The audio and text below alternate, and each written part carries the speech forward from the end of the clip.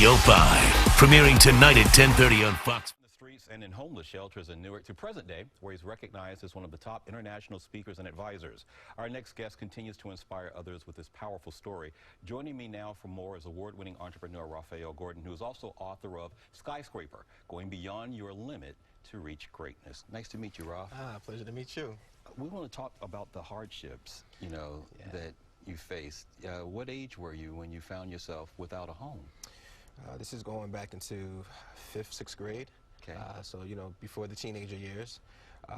But I look at it as an opportunity because I feel that because I understand and recognize and embrace the experience of what it's like to not have, it allows me to be able to be more humble and be able to be appreciative of the things that I have now. And so those moments where we're living in the shelters and probably in a car definitely bring some reality to me. So it was you, and how many family members are we talking about? Well, at that time, my parents had split, so it was just my mother and my 3 younger brothers. I'm the oldest out of 4. Okay. And so there was times where I had to, had to step up and be the man of the house, per se. And so there's times where I had to spend the whole day bagging groceries at the supermarket, making about $30.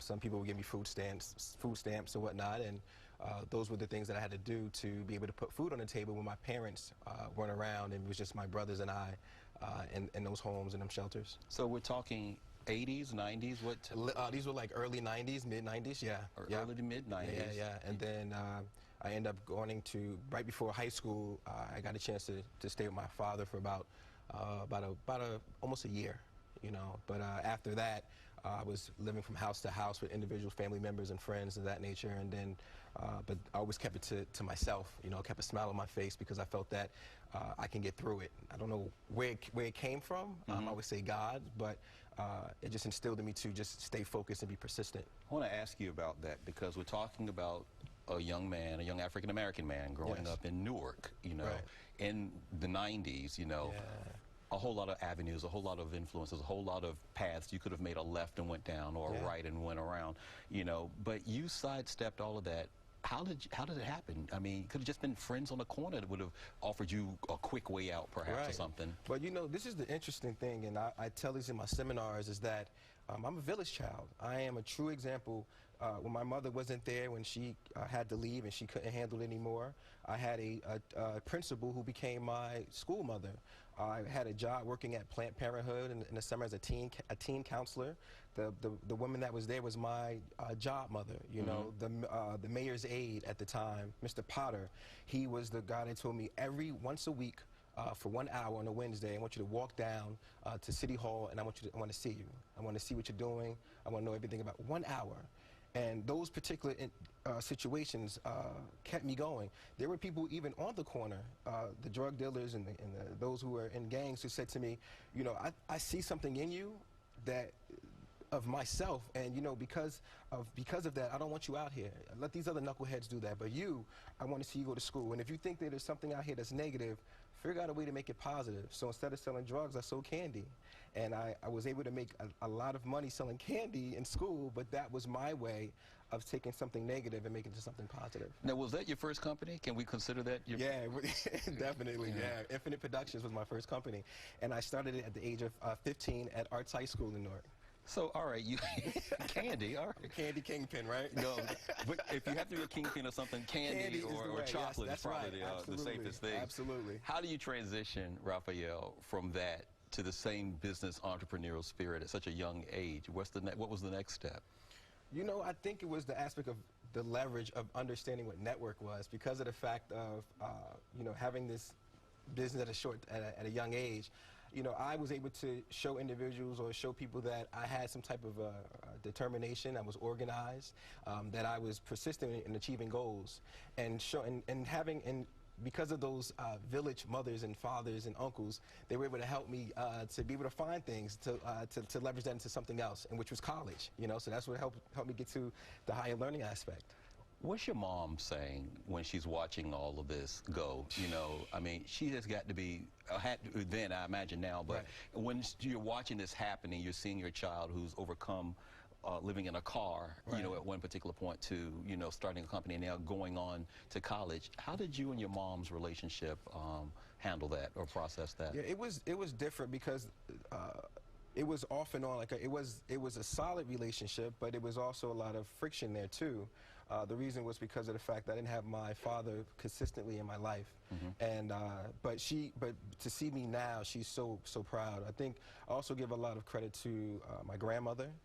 She played a big deal. Her and my grandfather, they played a big deal in my life, you know, and they always instilled to me to keep going, and no matter what, to keep God first.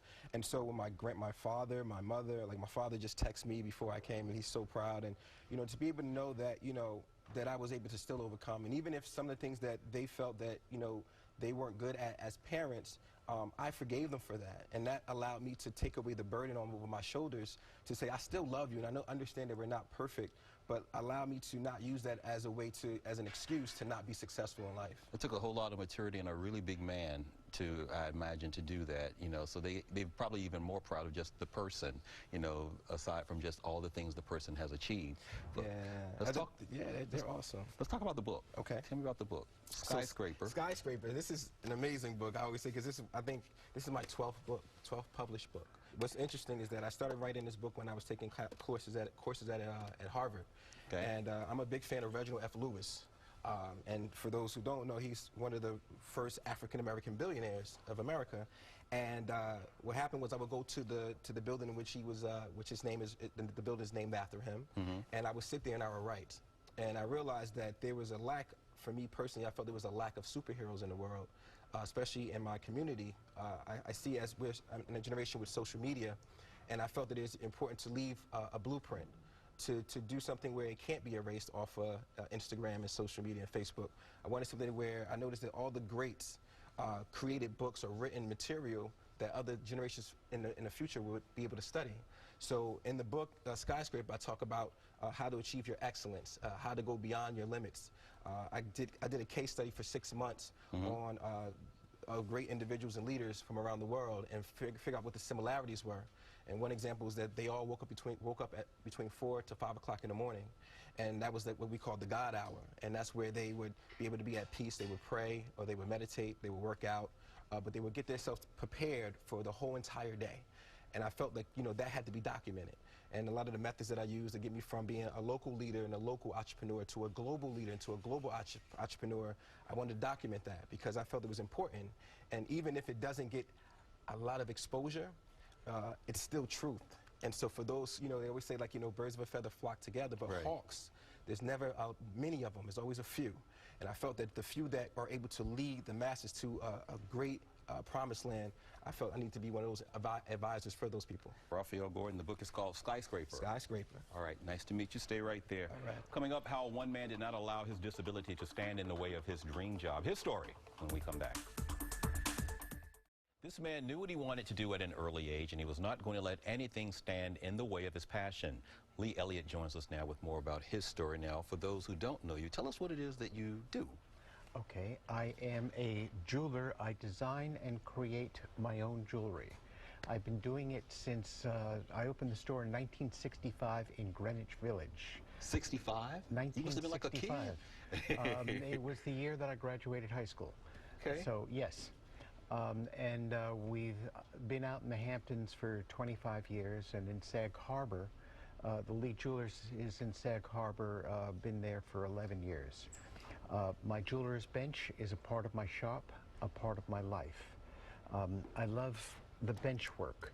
I love the creative process, designing. I love dealing with the customers, trying to make them laugh. And again, the creative process of designing and creating jewelry is something that I love. Lee, where did it start? When did it begin for you, jewelry? When were you drawn to creating and making jewelry? In Greenwich Village, we were best friends with a jeweler, and I became a fixture in their store, and eventually they showed me how to make a little bit of jewelry, and I've been doing it ever since. I was born with the right hand, and in fact, when I was in elementary school, I learned the word ambidextrous, and I said, oh, that's me. I use my right hand almost as much as I use my left.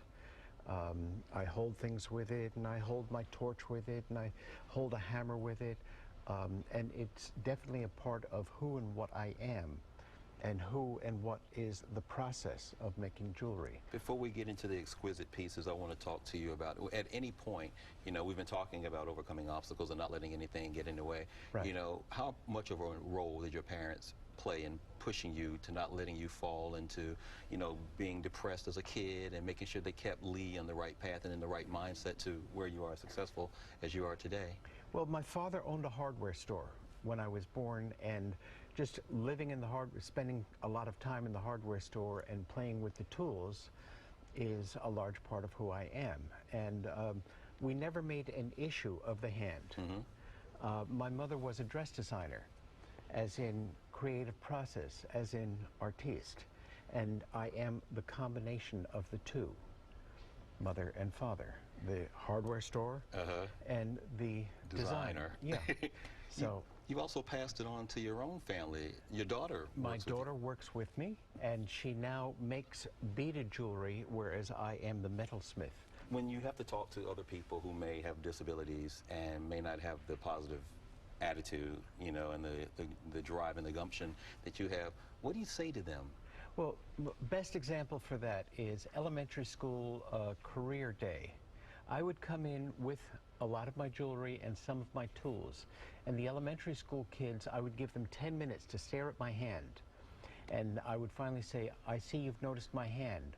Well, some of you might think that I'm handicapped, but what do I do for a living?